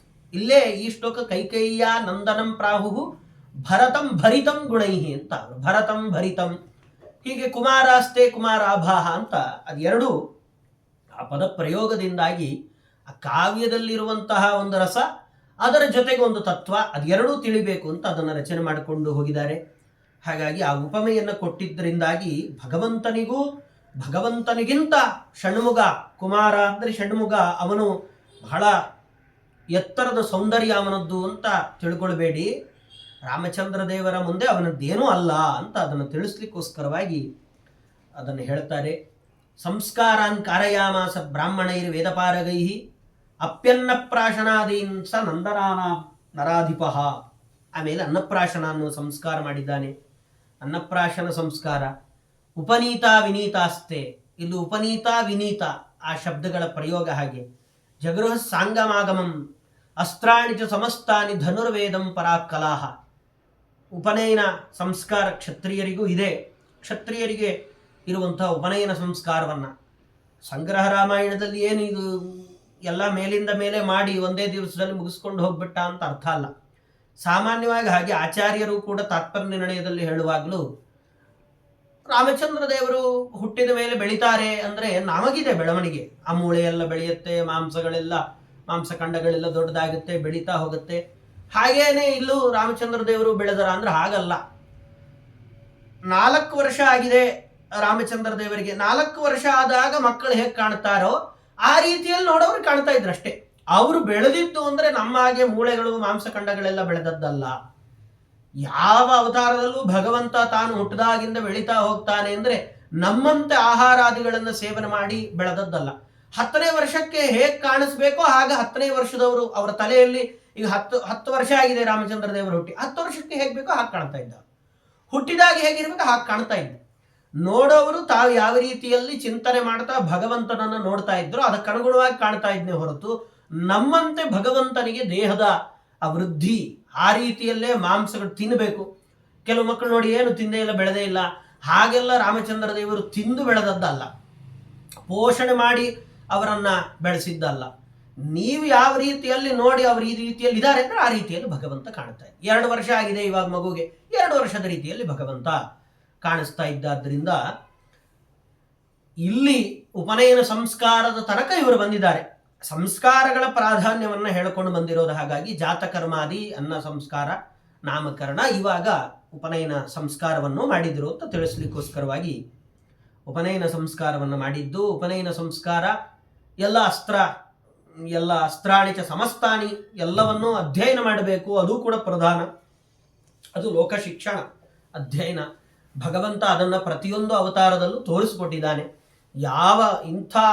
ಏನು ಅವತಾರ ಮಾಡಿದಾಗಲೂ ಭಗವಂತ ಗುರೂಪಸಕ್ತಿ, ಗುರುಗಳ ಹತ್ತಿರವೇ ಹೋಗಿ ಅವರ ಸೇವೆ ಮಾಡಿ ಆಮೇಲೆ ಎಲ್ಲವನ್ನ ಅಭ್ಯಾಸ ಮಾಡಬೇಕು. ಆವಾಗಲೇ ಎಲ್ಲ ನಮಗೆ ಉತ್ತಮವಾದ ಜ್ಞಾನ ಅದು ನಮ್ಮಲ್ಲಿ ನಿಲ್ಲತ್ತೆ ದೃಢವಾಗಿ ಅನ್ನೋದನ್ನು ತಿಳಿಸ್ಲಿಕ್ಕೋಸ್ಕರವಾಗಿ ಭಗವಂತ ತಾನು ಕೂಡ ಅಸ್ತ್ರಾದಿಗಳನ್ನು ಅಧ್ಯಯನ ಮಾಡಿದವರಂತೆ ಲೋಕಕ್ಕೆ ತೋರಿಸಿಕೊಂಡಿದ್ದಾನೆ. ಇನ್ನು ಅಸುರರಿಗಂತೂ ಕೇಳೋದೇ ಬೇಡ. ಇವನು ದೇವರಲ್ಲ ಅನ್ನೋದಕ್ಕೋಸ್ಕರವಾಗಿ ಅವನೇ ಓದಕ್ಕೆ ಹೋಗಿದ್ದಾನೆ, ಅವನೇ ಸ್ಕೂಲ್ಗೆ ಹೋಗಿದ್ದಾನೆ, ಅವನೇ ಪಾಠ ಕಲ್ತಿದ್ದಾನೆ, ಇನ್ನೇನು ಬಂತು, ಅವನು ಯಾವ ಸರ್ವೋತ್ತಮ ಅಂತ ಇವತ್ತಿಗೆ ಹೇಳೋರಿಗೂ ಒಂದು ಅವಕಾಶ ಮಾಡಿಕೊಡ್ಬೇಕು ಅಂತಲೂ ಭಗವಂತ ಹೋಗಿದ್ದು. ಆದರೆ ಲೋಕ ಶಿಕ್ಷಣ ಅನ್ನೋದು ಪ್ರಧಾನ, ಅವನಿಗೆ ಯಾವುದರ ಅವಶ್ಯಕತೆಗಳಿಲ್ಲ ಅಂತ ಅದನ್ನು ಹೇಳಿ, ಶಾಂತ ದಾಂತ ಪರಾಕ್ರಾಂತ ಕಾಂತಿವಂತೋ ಗುಣಾಧಿಕಾ ಶ್ರೀಮಂತ ಕೀರ್ತಿವಂತಶ್ಚ ದೇವಾಸ್ತೆ ಧರಣಿಂಗತಾಹ, ಹೀಗೆ ಎಲ್ಲದರಿಂದ ಗುಣಸಂಪನ್ನರಾದಂತಹ ಎಲ್ಲರೂ ಆ ಭೂಮಿಯಲ್ಲಿ ದೇವತೆಗಳೆಲ್ಲ ಇವರೆಲ್ಲ ಅವತಾರ ಮಾಡಿ ಬಂದಿದ್ದಾರೆ. ಅವರೆಲ್ಲ ಅವತಾರ ಮಾಡಿ ಬಂದು ಆತ್ಮಾನ ಇವ ತಾತಸ್ಯ ಗುರುಣ ಕಿಂಕರ ಇವ, ಈ ಮಾತನ್ನ ಇಲ್ಲಿ ಹೇಳ್ತಾರವರು. ಆತ್ಮಾನ ಇವ ತಾತಸ್ಯ, ತಾತಸ್ಯ ಅಂದ್ರೆ ತಂದೆ ದಶರಥನಿಗೆ ಇವರೆಲ್ಲ ಪ್ರಾಣವೇ ಇನ್ಯಾವುದೂ ಅಲ್ಲ, ಆತ್ಮ ಅವನಿಗೆ. ಇವು ಬೇರೆ ಹೊರಗಡೆ ಬಿಟ್ಟುಬಿಟ್ಟಿದ್ದಾನೆ ಈ 4 ಆತ್ಮಗಳು ಅವನಿಗೆ. ಎಲ್ಲರನ್ನ ಕಂಡ್ರು ಅಷ್ಟು ಪ್ರೀತಿ ದಶರಥನಿಗೆ, ವಿಶೇಷವಾಗಿ ರಾಮಚಂದ್ರ ದೇವರು ಅಂದ್ರೆ ಅಷ್ಟು ಪ್ರೀತಿ ದಶರಥನಿಗೆ ಎಲ್ಲ ಮಕ್ಕಳ ಮೇಲೆ. ಅವರವರಲ್ಲೇ ಅಣ್ಣ ತಮ್ಮಂದರು ವಿಶೇಷವಾಗಿ ರಾಮಚಂದ್ರ ದೇವರ ಸೇವೆಯನ್ನು ಲಕ್ಷ್ಮಣ, ಈ ಕಡೆ ಭರತನ ಸೇವೆಯನ್ನು ಶತ್ರುಘ್ನ, ಪ್ರತ್ಯೇಕವಾಗಿ ಅವರವರಲ್ಲೇ ಏನೋ ಒಂದು ಪ್ರೀತಿ ಅಭಿಮಾನಗಳು, ಅವರವರೇ ಒಂದು ಅಂತಾರಲ್ಲ, ಅವರದೇ ಒಂದು ಅಂಡರ್ಸ್ಟ್ಯಾಂಡಿಂಗು ಅಂತ. ಹಾಗೆ ಇಲ್ಲಿ ಯಾವಾಗಲೂ ರಾಮಚಂದ್ರ ದೇವರನ್ನು ಲಕ್ಷ್ಮಣ ಬಿಟ್ಟಿರ್ತಾನೆ ಇರಲಿಲ್ಲ. ಒಂದು ತಂದೆಗೆ ಎಲ್ಲ ಮಕ್ಕಳ ಮೇಲೆ ಪ್ರೀತಿ, ವಿಶೇಷವಾಗಿ ರಾಮಚಂದ್ರ ದೇವರ ಮೇಲೆ. ತತ್ರಾಪಿ ಲಕ್ಷ್ಮಣನಿಗೆ ರಾಮಚಂದ್ರ ದೇವರ ಮೇಲೆ ಅತಿಯಾದ ಪ್ರೀತಿ. ಶಯಾನಂ ಆಸೀನಂ ಅಥಸ್ಥಿತಂ ಗತಂ ಪ್ರಕ್ರೀಡಿತಂ ಪ್ರಸ್ತುತಂ ಅಗ್ರಜಂ ಹರಿಂ ಕ್ಷಣಂಜ ನಾಮುಂಚತ ಲಕ್ಷ್ಮಣೋ ಗುರುಂ ಶತ್ರುಘ್ನ ಏವಂ ಭರತಂ ನಿಜಾಗ್ರಜಂ. ಇಲ್ಲಿ ಶಯಾನಂ ಆಸೀನಂ ಅಥಸ್ಥಿತಂ, ಕೂತಿದ್ರು ಅಲ್ಲೇ ಲಕ್ಷ್ಮಣ ನಿಂತಿರಬೇಕು, ಮಲಗಿದ್ರು ಅಲ್ಲೇ ಜೊತೆಯಲ್ಲಿ ಲಕ್ಷ್ಮಣ ಮಲ್ಕೊಳ್ಬೇಕು, ಆಟ ಆಡ್ತಾ ಇದ್ರೆ ರಾಮಚಂದ್ರ ದೇವರ ಜೊತೆಯಲ್ಲೇ ಆಟ, ಊಟ, ಒಂದು ಕ್ಷಣ ಅವರನ್ನು ಬಿಟ್ಟಿಡ್ತಾ ಇರಲಿಲ್ಲ. ಯಾವಾಗಲೂ ರಾಮಚಂದ್ರ ದೇವರನ್ನು ಲಕ್ಷ್ಮಣ ತಾನು ಅನುಸರಿಸ್ತಾ ಇದ್ದ. ಯಾಕೆಂದರೆ ನಾವು ಟ್ರಾವೆಲಿಂಗಲ್ಲಿ ಏನು ಮರೆತರು ಹಾಸಿಗೆ ಮರೆತು ಹೋಗೋದು ಅಂತ ಇಲ್ಲವೇ ಇಲ್ಲ. ದೇವರ ಪೂಜೆ ಸೆಟ್ ಬೇಕಾದ್ರೆ ಮರೆತು ಅಲ್ಲೇ ಇಟ್ಬಿಟ್ಟು ಹೋಗಿರ್ತೀವಿ, ಹಾಸಿಗೆ ವ್ಯವಸ್ಥಿತವಾಗಿ ತೊಗೊಂಡು ಹೋಗಿರ್ತೀವಿ. ಎಲ್ಲೇ ಚಳಿ ಶಕೆ ಏನೇ ಇದ್ರೂ 2 ರಗ್ಗ ಹಾಕೊಂಡಿದೀವ ಅಂತ ಕೇಳ್ತಾ ಇರ್ತೀವಿ. ಹಾಸ್ಕೊಳ್ಳಿಕ್ಕೊಂದು ಹೊದ್ಕೊಳ್ಳಿಕ್ಕೊಂದು ಬೇಕೇ ಬೇಕು. ಅಲ್ಲಿ ಹೋದ್ಮೇಲೆ ಆಮೇಲೆ ನೋಡೋಣ, ದೇವರ ಪೆಟ್ಟಿಗೆ ಇದ್ರೆ ಸರಿ, ಇಲ್ಲ ಯಾರೋ ಒಬ್ರು ತೀರ್ಥ ಮಾಡ್ತಾರೆ ಕೊಡ್ತಾರೆ, ಹಾಸ್ಕೊಳ್ಳೋಕೆ ಹೊದ್ಕೊಳ್ಳೋಕೆ ಯಾರು ಕೊಡ್ತಾರೆ ಅಂತ. ಇಲ್ಲಿ ದೇವರಿಗೆ ಅಂಥ ಆಲೋಚನೆಗಳಲ್ಲ. ಆದರೆ ಇದನ್ನೂ ತೋರಿಸಿಕೊಟ್ಟಿದ್ದು, ಇದನ್ನು ಸೂಚನೆ ಮಾಡಿದ್ದು, ನನ್ನ ಸೇವೆ ವೈಕುಂಠದಲ್ಲಿ ಯಾವಾಗಲೂ ನೀನು ನನ್ನ ಸೇವೆಯನ್ನು ತಗೊಳ್ತಾ ಇದ್ದೀಯಾ, ಇಲ್ಲೂ ನಾನು ನಿನ್ನ ಸೇವೆಯನ್ನೇ ಮಾಡ್ತೀನಿ ಅನ್ನೋದಕ್ಕೋಸ್ಕರವಾಗಿ ಲಕ್ಷ್ಮಣ ಆ ಮೂಲ ರೂಪದ ಒಂದು ಸ್ಮರಣೆ ಬರುವ ರೀತಿಯಲ್ಲಿ ಯಾವಾಗಲೂ ರಾಮಚಂದ್ರ ದೇವರನ್ನು ಅನುಸರಿಸಿಕೊಂಡೇ ಅವರು ಮುಂದುವರಿತಾ ಇದ್ದಾರೆ. ಅಷ್ಟು ಸೇವೆ ಲಕ್ಷ್ಮಣನದ್ದು ರಾಮಚಂದ್ರ ದೇವರಿಗೆ ಇವಾಗಲಿಂದಲೇ ಅಂತ. ಅಂದರೆ ಹುಟ್ಟಿದಾಗಿನಿಂದ ಅವರಿಗೆ ಬುದ್ಧಿ ಬಂದ ನಂತರದಲ್ಲಿ ಲಕ್ಷ್ಮಣ ಯಾವಾಗಲೂ ರಾಮಚಂದ್ರ ದೇವರ ಸೇವೆಯಲ್ಲೇ ಮಗ್ನರಾಗಿದ್ದದ್ದು. ಆ ಕಡೆ ಶತ್ರುಘ್ನ ಭರತನನ್ನೇ ಯಾವಾಗಲೂ ಅನುಸರಿಸ್ತಾ ಇದ್ದದ್ದು ಅಂತ. ಮುಂದೆ ಇದು ಯಾಕೆ ಅನ್ನೋದು ನಮಗೆ ಗೊತ್ತಾಗುತ್ತೆ. ಅಂದರೆ ಕಾಡಿಗೆ ಹೊರಟರು ರಾಮಚಂದ್ರ ದೇವರು ನಿಂತುಕೊಂಡಿದ್ದಾರೆ, ಲಕ್ಷ್ಮಣನೂ ಕಾಡಿಗೆ ಯಾಕೆ ಹೋಗ್ಬೇಕಾಗಿತ್ತು? ಅಷ್ಟೊಂದೇನಿತ್ತು ಅಂದರೆ ಹುಟ್ಟಿದಾಗಿನಿಂದ ಬಿಟ್ಟೇ ಇಲ್ಲ ಲಕ್ಷ್ಮಣ ರಾಮಚಂದ್ರ ದೇವರನ್ನ ಅನ್ನೋದನ್ನ ತೋರಿಸ್ಲಿಕ್ಕೆ ಇವಾಗಲಿಂದಲೇ ಅದಕ್ಕೊಂದು ಪೀಠಿಕೆಯನ್ನು ಹಾಕ್ತಾರೆ. ಇಲ್ಲೇ ಹೇಳ್ತಾರೆ ಅದನ್ನು. ಅಷ್ಟು ಪ್ರೀತಿ ಇತ್ತು ರಾಮಚಂದ್ರ ದೇವರ ಮೇಲೆ, ಯಾವ ಕಾಲಕ್ಕೂ ಅದನ್ನು ಬಿಟ್ಟೇ ಇರಲಿಲ್ಲ. ಹಾಗಾಗಿ 14 ವರ್ಷ ರಾಮಚಂದ್ರ ದೇವರನ್ನು ಬಿಟ್ಟು ಲಕ್ಷ್ಮಣ ಇರೋದು ಅಂದರೆ ಅದು ಸಾಧ್ಯವೇ ಇಲ್ಲದ್ದು ಅಂತ ಅದನ್ನು ತೋರಿಸ್ಲಿಕ್ಕೆ ಲೀಲಾಭಿಸ್ಮಿತ ಸ್ಮಿತಲಸಿತೈರ್ ಅಪಾಂಗ ಭೃಂಗೈರ್ ವಾಣಿಭಿ ಪ್ರಮುಷಿತ ವಾಣಿನಿ ಮನೋಭಿ ಆನಂದಂ ನಿಜನರ ವೃಂದ ಇಂದಿರೇಶೋ ರಾಮಾತ್ಮ ಸಮಗಮಯತ್ ಸುಮಂಗಲಾಂಗ. ಒಳ್ಳೆ ಮಂಗಲಾಂಗ. ರಾಮಚಂದ್ರ ದೇವರು ಮಂಗಳವಾದ ಅಂಗ, ಅದಕ್ಕೆ ಹೇಳಿದ್ದದು ಮಂಗಳಾಂಗ. ನಾವು ಮಂಗಳವಾದ ಅಂಗ ಅಲ್ಲ, ಅನಂಗಾಂಗ ನಮ್ಮದು. ಯಾವ ಅಂಗಗಳಲ್ಲೂ ಶೋಭೆ ಅಂತೇನಿಲ್ಲ. ಇದ್ದದ್ದನ್ನೇ ನಾವು ಸುಂದರವಾದ ಅಂಗ, ನಮಗೆ ನೋಡ್ಲಿಕ್ಕೆ ಇಷ್ಟು ಚೆನ್ನಾಗಿದ್ದೇವೆ, ಹಾಗೆ ಚೆನ್ನಾಗಿದ್ದೇವೆ ನಾವೇ ಅಂದ್ಕೊಳ್ಬೇಕಷ್ಟೇ ಹೊರತು ನಿಜವಾದ ಸೌಂದರ್ಯ ಅಂದರೆ ಅದು ಭಗವಂತನದ್ದೇ. ಅಂತಹ ರಾಮಚಂದ್ರ ದೇವರು ಎಲ್ಲರಿಗೂ ಆನಂದವನ್ನು ಅವರು ಉಂಟು ಮಾಡ್ತಾ ಇದ್ರು. ಅಂಥವರು ಯಾರು ಅದನ್ನು ಹೇಳ್ತಾರವರು ಏನಂದರೆ, ಭಗವಂತ ರಮಾದೇವಿಯರೇ ಯಾರ ಭ್ರೂ ಸ್ವಲ್ಪ ಆ ಕಡೆ ಈ ಕಡೆ ಅವನ ಕುಡಿನೋಟದಿಂದಲೇ ಎಲ್ಲ ಕೆಲಸಗಳು ನಡೆದು ಹೋಗುತ್ತೆ. ಅಂತಹ ಭಗವಂತ ತಾನು ಮಾತಾಡ್ತಾನೆ ಅಂತಾದರೆ ಅದಕ್ಕೆ ಇನ್ನೆಷ್ಟು ಆನಂದ ಇರಬೇಡ. ಎಲ್ಲ ಕೆಲಸಗಳು ಬಾಯಿಂದ ಮಾತಾಡಿ ಕೆಲಸ ಮಾಡಿಸೋದು ಅಂತ ದೇವರಲ್ಲಿ ಇಲ್ಲವೇ ಇಲ್ಲ. ಬರೀ ಕುಡಿನೋಟ ಅಷ್ಟೇ, ಎಲ್ಲ ಕೆಲಸಗಳು ಹಾಗಾಗೆ ನಡೆದು ಹೋಗುತ್ತೆ. ಅದು ಬೇಕು, ಕುಡಿನೋಟ ಮಾಡದಿದ್ರೆ ಕೆಲಸ ಆಗಲ್ಲ ಅಂತ ಅರ್ಥ ಅಲ್ಲ. ಮತ್ತು ಅದಕ್ಕೂ ಅವನ ಇಚ್ಛೆಗೆ ಬಂದರೆ ಅದು ಆಗೋಗ್ತಾ ಇರುತ್ತೆ. ಅಂಥ ಭಗವಂತ ಅವತಾರ ಮಾಡಿ ಮಾತಾಡಿದಾನೆ ಅಂತ ಹೇಳಿದರೆ ಎಷ್ಟು ಆನಂದ ಆಗಲಿಕ್ಕಿಲ್ಲ. ಅದನ್ನು ಅವರು ಹೇಳ್ತಾರೆ. ಭಗವಂತನ ಸರ್ವೋತ್ತಮತ್ವ, ಅವನು ಎಂಥ ಎಲ್ಲ ಯಾರು ಲಕ್ಷ್ಮೀದೇವಿ. ಅದಕ್ಕೆ ಅವರು ಹೇಳಿದರು, ವಿಶ್ವಸ್ಥಿತಿ ಪ್ರಳಯ ಸರ್ಗ ಮಹಾವಿಭೂತಿ ವೃತ್ತಿ ಪ್ರಕಾಶ ನಿಯಮ ವೃತ್ತಿ ಬಂಧ ಮೋಕ್ಷ ಯಸ್ಯಾ ಅಪಾಂಗ ಲವ ಮಾತ್ರತ ಊರ್ಜಿತಾಸ. ಅಷ್ಟಕ್ಕೆ ಅಷ್ಟು ಕೆಲಸ ಎಲ್ಲ ನಡೆದು ಹೋಗ್ತಾ ಇದೆ. ಲಕ್ಷ್ಮೀದೇವಿ ಎಲ್ಲ ಮಾಡ್ತಾ ಇದ್ದಾಳೆ. ಶ್ರೀರ್ಯತ್ ಕಟಾಕ್ಷ ಬಲವತ್ತಿಡಿತಂ ನಮಾಮಿ ಅಂತ ಅಷ್ಟು ಕೆಲಸಗಳು ಬರೀ ಕುಡಿನೋಟದಿಂದಲೇ ನಡೀತಾ ಇದೆ. ಅಂತಹ ದೇವರು ನಮಗಾಗಿ ಅವತಾರ ಮಾಡಿ ಬಂದು ಎಲ್ಲರ ಜೊತೆಗೆ ಮಾತಾಡ್ತಾನೆ ಅಂದರೆ ಎಷ್ಟು ಆನಂದ ಆಗ್ಲಿಕ್ಕಿರಬೇಡ. ಆ ಆನಂದವನ್ನು ತಡ್ಕೊಳ್ಳಿಕ್ಕೂ ನಮ್ಮಿಂದ ಸಾಧ್ಯವೇ ಇಲ್ಲ. ನಾವು ಸರಸ್ವತಿ ವಾಗಭಿಮಾನಿನಿ, ಅವಳ ಅನುಗ್ರಹ ಇದ್ದವರು ಮಾತಾಡಿದರೆ ಅಷ್ಟು ಚೆನ್ನಾಗಿರುತ್ತೆ ಅಂತ ಹೇಳ್ತೀವಿ. ಅಂತ ಸರಸ್ವತೀ ದೇವಿಯ ವಾಣಿಗಿಂತಲೂ ಉತ್ತಮವಾದದ್ದು ಯಾವ ಸರಸ್ವತೀ ದೇವಿಗೂ ಅನುಗ್ರಹ ಮಾಡುವಂತಹ ವಾಣಿ ಅದು ಭಗವಂತನದ್ದು. ಅವನ ಪ್ರೇರಣೆಯಿಂದ ಸರಸ್ವತೀ ದೇವಿಯರು ತಾವು ಉತ್ತಮವಾದ ರೀತಿಯಲ್ಲಿ ಮಾತಾಡ್ತಾರೆ. ಅಂತಹ ಸರಸ್ವತಿ ಅನುಗ್ರಹ ಇದ್ದವರು ಹೇಗೆ ಮಾತಾಡ್ತಾರೆ, ಅಂಥವರಿಗೆ ಇವನು ಪ್ರೇರಣೆ ಮಾಡ್ತಾನೆ ಅಂತಾದರೆ, ಅಂಥವನು ಮಾತಾಡ್ತಾ ಇದ್ದಾನೆ ಅಂತಾದರೆ ಯಾರಿಗೆ ತಾನೇ ಸಂತೋಷ ಆಗಲಿಕ್ಕಿಲ್ಲ ಅಂತ ಅದನ್ನು ಪ್ರಮುಷಿತ ವಾಣಿ ನೀ ಮನೋಭಿಹಿ, ಅದನ್ನು ಸರಸ್ವತೀ ದೇವಿಯರಿಗೂ ಅವರ ವಾಣಿ ಅವರ ಅನುಗ್ರಹದಿಂದ ಬಂದಂತಹ ವ್ಯಕ್ತಿಯ ಮಾತಿಗಿಂತ ಅವರಿಗೆ ಅನುಗ್ರಹ ಮಾಡುವನು ಮಾತಾಡಿದರೆ ಅದು ಎಷ್ಟು ಆನಂದವನ್ನು ಉಂಟು ಮಾಡುತ್ತೆ ಎನ್ನುವುದನ್ನು ಹೇಳಬೇಕು ಅಂತ ಅದನ್ನು ಹೇಳಿ, ಮತ್ತೆ ಇವರು ಪ್ರತಿ ಒಂದು ಸರ್ಗದ ಕೊನೆಯಲ್ಲಿ ರಾಮ ಶಬ್ದ ಬರುವ ಹಾಗೆ ಅದನ್ನು ವ್ಯವಸ್ಥಿತವಾಗಿ ಮಾಡ್ತಾರೆ. ಅದಕ್ಕೆ ಇವರು ರಾಮಾತ್ಮ ಅಂತ ಅಲ್ಲಿ ರಾಮ ಅನ್ನುವ ಶಬ್ದ ಬಂದು ಅದನ್ನು ಆನಂದ ಶಬ್ದ ರಾಮ ಶಬ್ದ ಅದು ಬರಬೇಕು.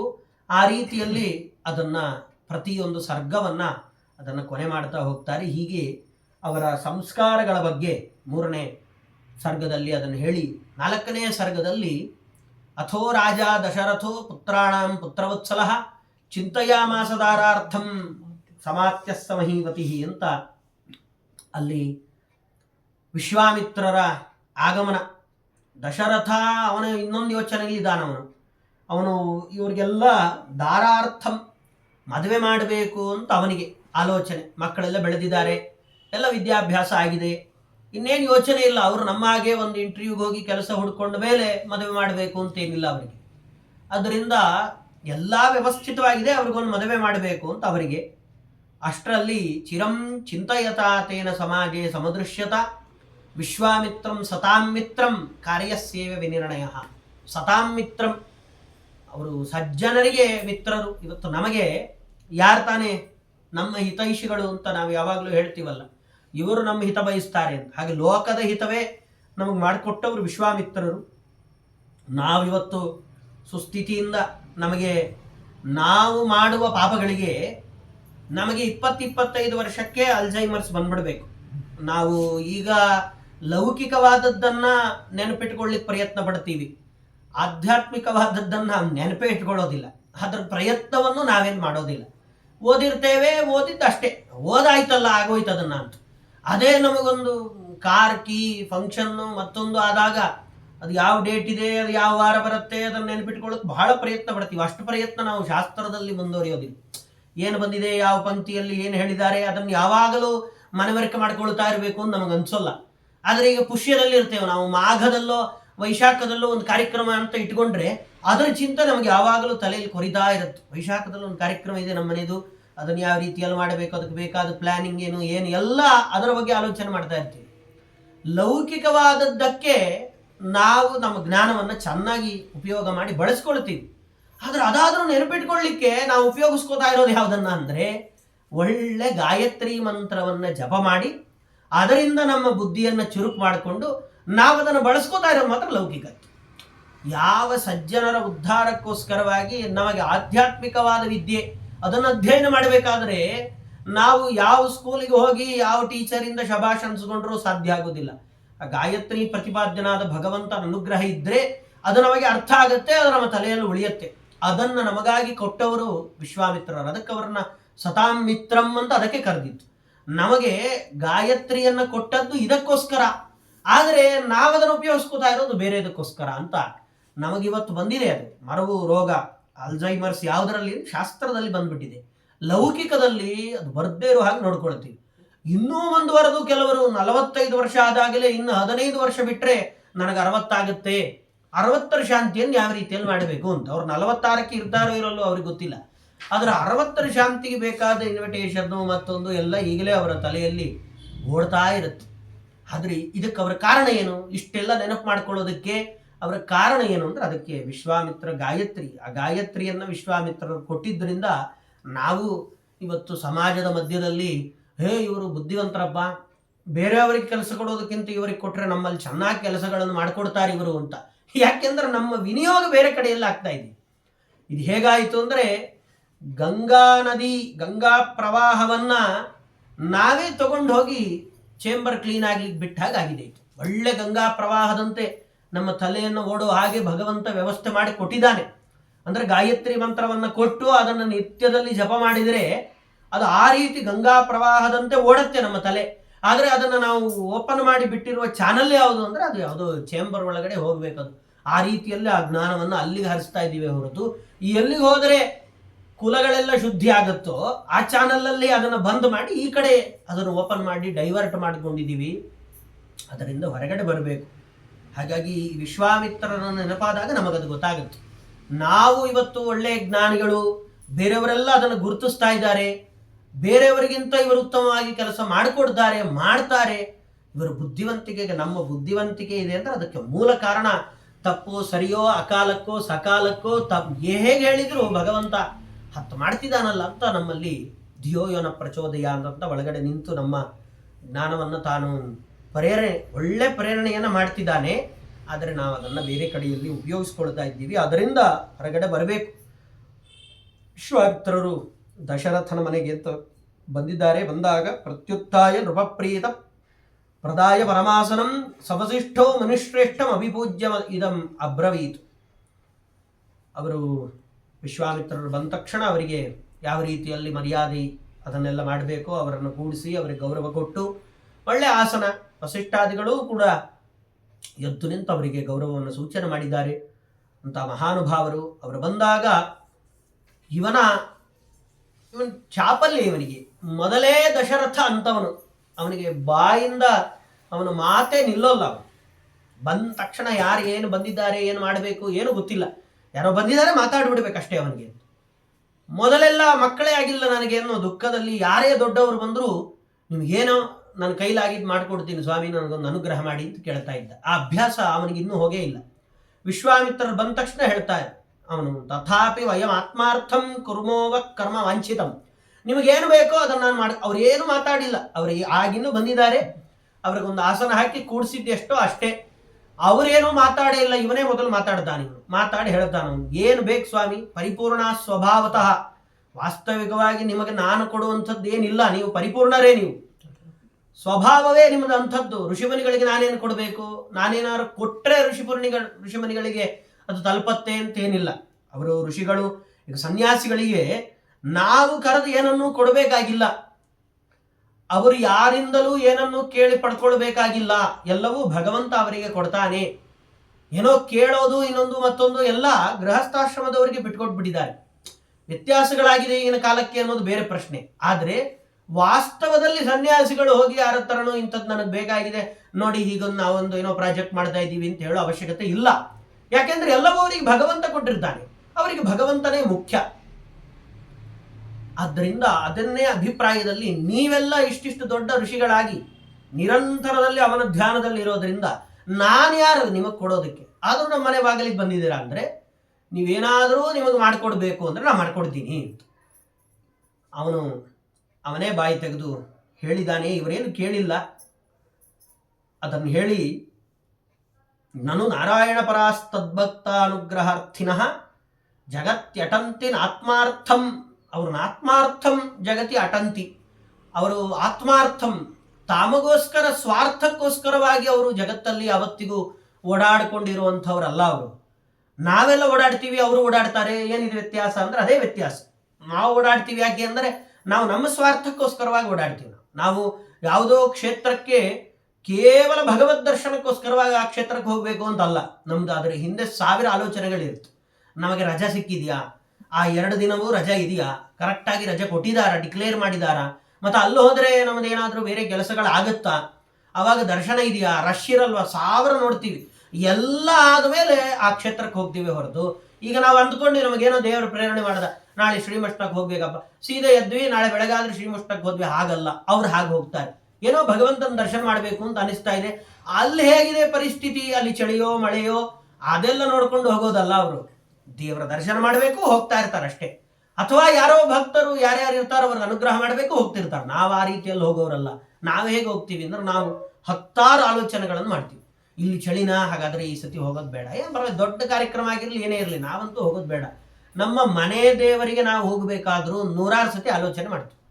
ಅಷ್ಟು ಸುಲಭಕ್ಕೆ ಎಷ್ಟೇ ಹತ್ತಿರ ಇರ್ಬೋದು. ಇವತ್ತು ಕೆಲವರಿಗೆ ಕರಿಗಿರಿಯಲ್ಲೇ ಲಕ್ಷ್ಮೀ ನರಸಿಂಹನ ಸನ್ನಿಧಾನ ಇದೆ, ಅಲ್ಲೇ ದರ್ಶನ ಮಾಡ್ಬೋದು ಅಂತ ಇರುತ್ತೆ. ಪ್ರತಿ ಶನಿವಾರ ಭಾನುವಾರ ಹೋಗಿ ಬಂದ್ಬಿಡ್ಬೋದು. ಬರೀ ಶನಿವಾರ ನೋಡಿ, ನಮ್ಮ ತಲೆಗೆ ನಾಳೆನೇ ಎದ್ದು ಹೋಗಿ ಬರ್ಬೋದು ಅಂತ ಬರೋದೇ ಇಲ್ಲ. ಶನಿವಾರ ಭಾನುವಾರ ಹೋಗಿ ಬರ್ಬೋದು ಅಂತಲೇ ಬರುತ್ತೆ. ಯಾಕೆ ಅಂದ್ರೆ ನಾವು ಆತ್ಮಾರ್ಥಂ ಅಟಂತಿ. ನಾವೆಲ್ಲ ಜಗತ್ ಸುತ್ತೋದು ಯಾಕೆ ಅಂದರೆ ನಮ್ಮ ಸ್ವಾರ್ಥಕ್ಕೋಸ್ಕರ. ಅದರ ಅವ್ರ ಆತವ್ರದವ್ರಲ್ಲ. ಜಗತ್ಯಟಂತಿನ ಆತ್ಮಾರ್ಥಂ. ಅವರು ಆತ್ಮಾರ್ಥಂ ಅಂದರೆ ತಮ್ಮ ಸ್ವಾರ್ಥಕ್ಕೋಸ್ಕರವಾಗಿ ಜಗತ್ತನ್ನ ಸುತ್ತೋದಲ್ಲ. ಅವರು ಭಾಸ್ಕರ ಇವ ಭಾಸ್ಕರ ಅಂತ. ಸೂರ್ಯ ಅವನು ಬೆಳಕು, ಅವನ ಕರ್ತವ್ಯ. ಅವನು ಬಂದಿದ್ದಾನೆ ಅಂದರೆ ಬೆಳಕು ಬಂದೇ ಬರುತ್ತೆ. ಸೂರ್ಯ ಬೆಳಕಿಲ್ಲದೆ ಸೂರ್ಯೋದಯ ಆಗಿದೆ ಯಾರು ಹೇಳ್ತಾರೆ? ಯಾರು ಹೇಳಿದ್ರು? ಅವನು ಬಂದ ಅಂದ್ರೆ ಮುಗಿದು ಹೋಯ್ತು. ಅವನು ಭಗವಂತ ನನಗೋಸ್ಕರವಾಗಿ ಈ ಕಾರ್ಯ ಹೇಳಿದ್ದಾನೆ. ಯಾರು ಎಂಥವರೋ ಏನೋ ಅದ್ಯಾವುದು ನನಗೆ ಬೇಕಾಗಿಲ್ಲ.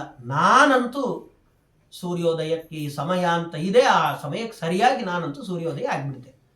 ದೇವತೆಗಳಾದಿಯಾಗಿ ಪ್ರತಿಯೊಬ್ಬರು, ಹಾಗೆ ಋಷಿಮುನಿಗಳು ಯಾರದೋ ಮನೆಗೆ ಬರಬೇಕು. ಈಗಲೂ ನಾವು ಅಂಥವರನ್ನ ಕೆಲವರನ್ನು ಕೇಳ್ತೀವಿ. ರಘುಪ್ರೇಮ ತೀರ್ಥರು ಅಂತ ಅವರ ಬಗ್ಗೆ ಅವರ ಚರಿತ್ರೆಯಲ್ಲಿ ಹೇಳುವಾಗಲೂ ಇಂಥದ್ದೊಂದು ಮಾತು ಹೇಳ್ತಾರೆ.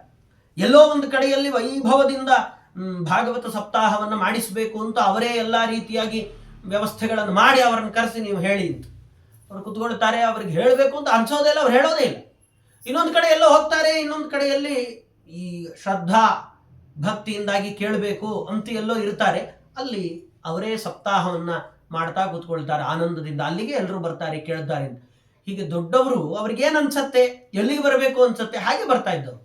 ಪುರಂದರದಾಸರಾದಿಯಾಗಿ ಎಲ್ಲ ದಾಸರುಗಳದ್ದು ಹೀಗಿತ್ತು ಕೆಲಸ. ಅಂದ್ರೇನು, ಅವರ ಪಾಡಿಗೆ ಅವರು ಹೋಗ್ತಾ ಇರ್ತಾ ಇದ್ರು. ಯಾರನ್ನೂ ಅವರು ಕಾಯ್ಕೊಂಡು ಇಷ್ಟು ಮನೆಗೆ ಬರ್ತೀನಿ ನಾನು, ಇಷ್ಟು ಬುಕ್ ಆಗಿದೆ ಅಂತ ಹೋದವರಲ್ಲ. ದಾಸರಾಗಲಿ ಯತಿಗಳಾಗಲಿ ಇವತ್ತು ಈ ಏರಿಯಾದಲ್ಲಿ 20 ಮನೆಗೆ ಅಂದ್ಕೊಂಡಿದ್ದೀನಿ ಅಂತ ಪುರಂದರದಾಸರು ತ್ಯಾಗರಾಜ ನಗರಕ್ಕೆ ಹೋಗೋಣ, ಈ ಸತಿ 20 ಮನೆಯಲ್ಲಿ 5 ವಾರ ಮುಗಿಸ್ಕೊಂಡು ಬರೋಣ, ಅವ್ರು 20 ಮನೆಯಲ್ಲಿ ಅವ್ರು ಸೆಲೆಕ್ಟ್ ಆಗಿದೆ, 8:30 ಒಂದು, 9 ಗಂಟೆಗೆ ಒಂದು, 9:30 ಹಾಗೆ ಹೋದವರಲ್ಲ ಅವರೆಲ್ಲ. ಅವ್ರ ಪಾಡಿಗೆ ಅವ್ರು ಹೋಗ್ತಾ ಇದ್ರು. ಯಾರಿಗೆ ಸಜ್ಜನರೋ, ಯಾರಿಗೆ ನಿಜವಾಗಲೂ ಅವರ ಹೃದಯದಲ್ಲಿ ಭಕ್ತಿ ಇತ್ತು, ಅವರು ಬಂದು ಅವ್ರಿಗೆ ನಮಸ್ಕಾರ ಮಾಡಿ ಅವ್ರಿಗೆ ಬೇಕಾದ ಅನುಗ್ರಹ ಪಡ್ಕೊಂಡು ಹೋಗ್ತಾ ಇದ್ರು. ಇದಿಷ್ಟು ನಮಗೆ ನೆನಪಾಗೋದು. ವಿಶ್ವಾಮಿತ್ರರು ದಶರಥನ ಮನೆಗೆ ಅವರು ಫೋನ್ ಮಾಡಿ ಲೆಟರ್ ಹಾಕಿ ಏನೂ ಮಾಡಿ ಬಂದವರಲ್ಲ. ದಶರಥನಿಗೆ ಅನುಗ್ರಹ ಮಾಡಬೇಕು, ಸ್ವಯಂ ತಾವು ಅನುಗ್ರಹಿತರಾಗಬೇಕು, ಬಂದಿದ್ದಾರೆ ಅಷ್ಟೇ. ಅದಕ್ಕೆ ಅವ್ರು ಇಷ್ಟು ಮಾತಾಡ್ತಾ ಇದ್ದಾನೆ. ಇಷ್ಟನ್ನು ಹೇಳಿ, ಅಂಥವ್ರು ನೀವು ಬಂದಿದ್ದೀರಾ. ಸೂರ್ಯ ಲೋಕ ಕಲ್ಯಾಣಕ್ಕೋಸ್ಕರವಾಗಿ ಭಗವಂತ ಸೂರ್ಯನನ್ನ ನಮಗೆ ವ್ಯವಸ್ಥೆ ಮಾಡಿಕೊಟ್ಟಂತೆ ನೀವು ಜಗತ್ ಕಲ್ಯಾಣಕ್ಕೋಸ್ಕರವಾಗಿ ಬಂದವರು ಅಂತ ಅದನ್ನು ಹೇಳಿದ್ದಾರೆ. ಅದೇ ರೀತಿಯಲ್ಲಿ ಅವರು ಬರ್ತಾರೆ. ಅವರು ಬಂದಾಗ ವಿಶ್ವಾಮಿತ್ರರು ಅವರು ಚೆನ್ನಾಗಿ ಮಾತಾಡ್ತಾರೆ. ಅವರು ಹೇಳ್ತಾರೆ, ಮಹಾವಶ್ಯಸ್ಯ ಮಹತೋ ಯುಕ್ತಮೇ ತವೋದಿತಂ ಅಂತ. ಒಳ್ಳೆ ನೀನು ಚೆನ್ನಾಗಿ ಮಾತಾಡ್ತೀಯಪ್ಪ. ಯಾಕೆಂದ್ರೆ ನಿನ್ನಂಥವ್ರ ಬಾಯಲ್ಲೇ ಈ ಮಾತು ಬರ್ಲಿಕ್ಕೆ ಸಾಧ್ಯ. ನೀನೇನು ಸಾಮಾನ್ಯ ಅಲ್ಲ, ನೀನು ಮಹಾವಶ್ಯಸ್ಯ, ಯಾವ ಭಗವಂತನನ್ನ ಸಾಕ್ಷಾತ್ತಾಗಿ ವಶೀಕರಿಸಿಕೊಂಡು ಅವನನ್ನೇ ಮನೆ ಕರ್ಕೊಂಡು ಬಂದು ಇಟ್ಕೊಂಡಿದ್ಯ. ನೀನು ಮಾತಾಡಲಿಕ್ಕೆ ಸರಿಯಾಗಿರುವಂಥದ್ದೇ ಇದು. ನಿಮ್ಗೇನಾಗಬೇಕೋ ಹೇಳಿ ನಾನು ಕೈಲಾದ್ರೂ ಮಾಡ್ಕೊಡ್ತೀನಿ ಅಂದಲೇ ಇಲ್ಲ. ನೀವೇನು ಹೇಳಿ ನಾನು ಮಾಡ್ತೀನಿ, ಈ ಹಂತದ ಧೈರ್ಯ ನಿನಗೆ ಬರಬೇಕಾಗಿದ್ರೆ ನಿನ್ನ ಹಿಂದೆ ಅಂಥದ್ದೊಂದು ಶಕ್ತಿ ಇರಬೇಕು. ಅದಿದೆ, ಅದಕ್ಕೆ ನೀ ಮಾತಾಡ್ತಾ ಇದೀಯ. ಯಾವುದದು ಅಂದರೆ ಜಗತ್ ಸೃಷ್ಟಿಯಾದ ರಾಮಚಂದ್ರ ದೇವರು, ಸೃಷ್ಟಿಕರ್ತನಾದ ಭಗವಂತ ತಾನೇ ನಿನ್ನ ಮನೆಯಲ್ಲಿ ಬಂದು ಕೂತ್ಕೊಂಡಾಗ ಅದಕ್ಕೆ ತಕ್ಕ ಹಾಗೆ ನೀನು ಮಾತಾಡ್ತಾ ಇದೀಯ. ಅದರಲ್ಲಿ ಏನು ಯೋಚನೆ ಇಲ್ಲ. ಯಾರೋ 10,000 ರೂಪಾಯಿ ಡೊನೇಷನ್ ಕೇಳಿಕೊಂಡು ಅಂಬಾನಿ ಮನೆಗೆ ಹೋಗ್ತಾರೆ ಅಂದರೆ ಅವನು 10,000 ರೂಪಾಯಿ ಅಲ್ಲ, ಅವನಿಗೊಂದು ಕೋಟಿ ಅನ್ನೋದು ಅವನಿಗದು ಲೆಕ್ಕ ಅಲ್ಲ ಅವನಿಗೆ. ಹಾಗಾಗಿ ಅವನ ಮನೆಯಲ್ಲಿ ಹೋಗಿ ಕೂತ್ಕೊಂಡಾಗ ಯಾರೋ ಅವ್ರು ನೋಡಿ ಏನಾಗಬೇಕು ಹೇಳಿ ನಾ ಮಾಡ್ಕೊಡ್ತೀನಿ ಅಂದರೆ ಅವನಿಗೆ ಅದೊಂದು ವಿಚಾರವೇ ಇಲ್ಲ. ಯಾಕೆ? ಅವನ ಹಿಂದೆ ಅಂಥದ್ದೊಂದು ರಕ್ಷೆ ಇದೆ, ಅದರ ಮೇಲೆ ಅವನಿಗೆ ನಂಬಿಕೆ ಇದೆ. ಹಾಗಿವತ್ತು ಇವನಿಗೆ ಸ್ವಯಂ ರಾಮಚಂದ್ರ ದೇವರ ಸರ್ವೋತ್ತಮನಾದ ಭಗವಂತ ಅವ್ರ ಮನೇಲಿ ಇದ್ದಾನೆ ಅಂದಾಗ ಅವನ್ಯಾಕೆ ಚಿಕ್ಕ ಮಾತಾಡ್ತಾನೆ. ಬಂದವರಿಗೆ ಏನೋ ನೋಡೋಣ, ಆದ್ರೆ ಮಾಡ್ಕೊಡ್ತೀನಿ, ಇನ್ನೊಂದು ಸ್ವಲ್ಪ ದಿನ, ಇಂಥ ಮಾತುಗಳೇ ಅವನ ಬಾಯಿಂದ ಬರೋಲ್ಲ. ಅದಕ್ಕೆ ವಿಶ್ವಾಮಿತ್ರರು ಹೇಳಿದ್ರು, ನೀನು ಮಹೀಪಾಲವಚ ಶ್ರುತ್ವ ಮಹೀದೇವೋಭ್ಯ ಭಾಷತ. ಅವ್ರು ಮಾತಾಡ್ತಾರೆ, ಅವ್ರು ಹೇಳ್ತಾರೆ ಮಹಾವಶ್ಯಸ್ಯ ಮಹತಃ, ಸಾಮಾನ್ಯವಾದ ಮಾತು ನಾವಾಡ್ತೀವಿ, ಇಂಥ ಮಾತುಗಳನ್ನ ನೀನು ಯಾಕೆ ಆಡ್ತೀಯಪ್ಪ? ದೇವರು ನಿನ್ನ ಮನೆಯಲ್ಲಿ ಬಂದು ಕೂತ್ಕೊಂಡಿದ್ದಾನೆ, ಅದಕ್ಕೆ ಯಾವ ರೀತಿ ಬೇಕೋ ಆ ರೀತಿಯಲ್ಲೇ ನೀನು ಮಾತಾಡ್ತಾ ಇದೀಯ ಅಂತ ಅದನ್ನು ಹೇಳಿ ಮುಂದೆ ಅವರು ರಾಮಚಂದ್ರ ದೇವರನ್ನ ಕೇಳುವವರಿದ್ದಾರೆ. ಅದನ್ನು ಮುಂದಿನ ಉಪನ್ಯಾಸದಲ್ಲಿ ನೋಡೋಣ ಅಂತ ಹೇಳ್ತಾ ನನ್ನ ಮಾತನ್ನು ಮುಗಿಸ್ತೇನೆ. ಕೃಷ್ಣ ನಮಸ್ತೆ.